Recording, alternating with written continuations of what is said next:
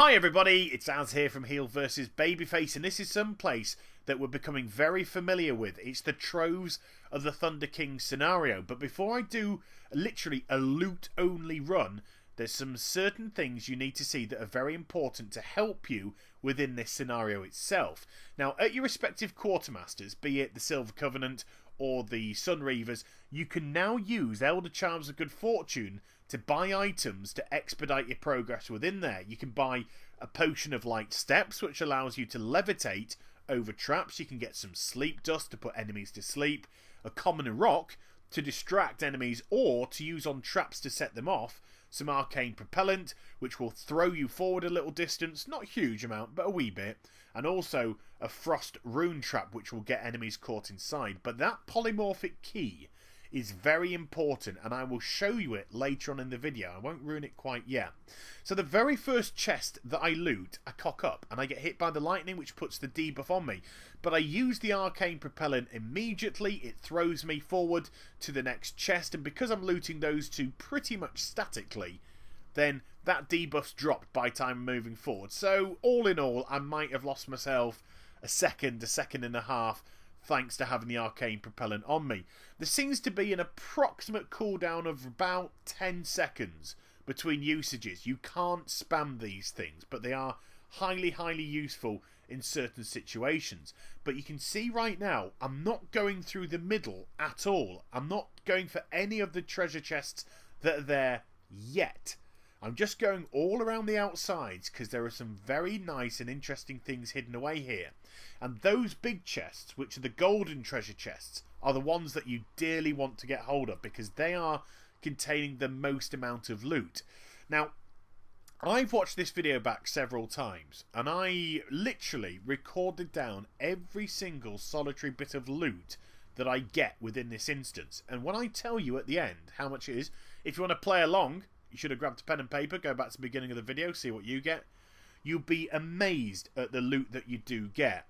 The little spiders are very nasty indeed. They're not going to hurt you, they're not going to kill you, but they can web you. And if they web you, then you're locked out for about 5 seconds. It's valuable time. And as you can still see, I'm absolutely hugging the sides, but racking up a nice amount of gold. See, 108 already. But a couple of the vital things which are picked up, the very important things, are those burial trove keys, because they allow you to loot the chests when the scenario is actually over. See all these guys in the middle? Best way is set them all off. Run straight down the middle of them all. When they go and activate, just make sure you arc around out of the range of their attack, and then you can go in and loot those two chests. So again, got myself a fair bit of loot from them. Now, I'm constantly using Burning Rush, so I've got a speed buff on me. It's taken all my health away. But you do see those green runes on the floor, and they will always give you a speed buff. And I think virtually every class now has got a speed buff of some kind anyway.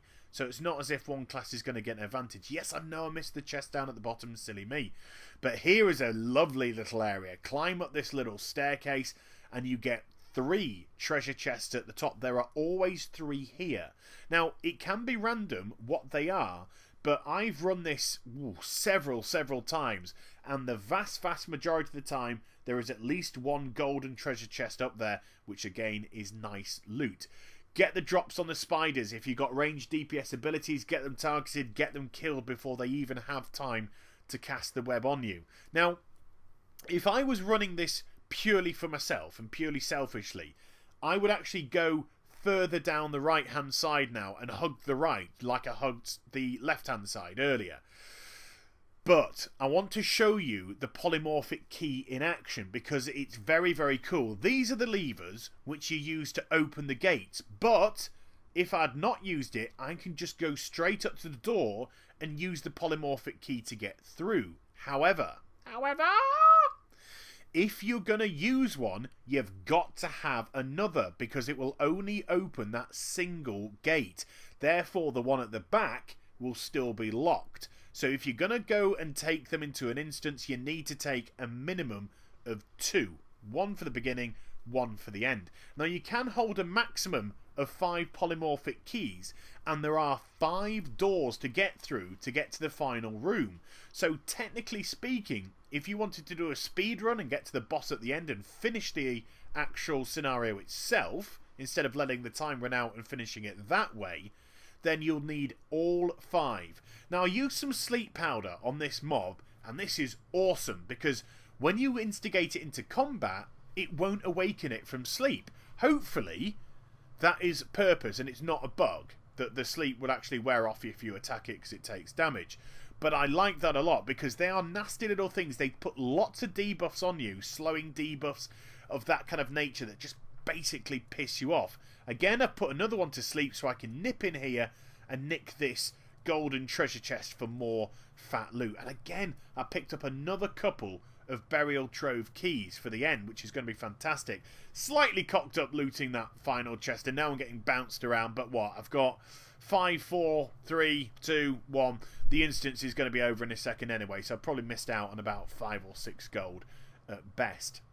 So time's run out. We're now in the end. I've got a base amount of 279 gold, but these 4 burial trove keys are now really going to play a massive part at the end of this scenario. Look how much gold I'm starting to generate. I've got 4 of them in total, so that's 4 of these chests in here I can open up. Look how many there are. There are probably about 7 or 8 of them. Oh, look at that. So, here's some final sums for you. 609 gold, 14 Eld Charms of Good Fortune, 2 Shanzi Ritual Stones, 15 Motes of Harmony, 39 bits of parchment, which are used, remember, to gain a rep with your respective faction, 4 burial trove keys, and 40 justice points, all in 5 minutes. That is it. Now that to me is an almighty haul. So I really hope you enjoyed the video. Please do like, comment and subscribe to my channel. Follow me on Twitter and also follow my Facebook as well, please. And I'll be back with some more stuff very soon. You take care, everybody. Bye bye.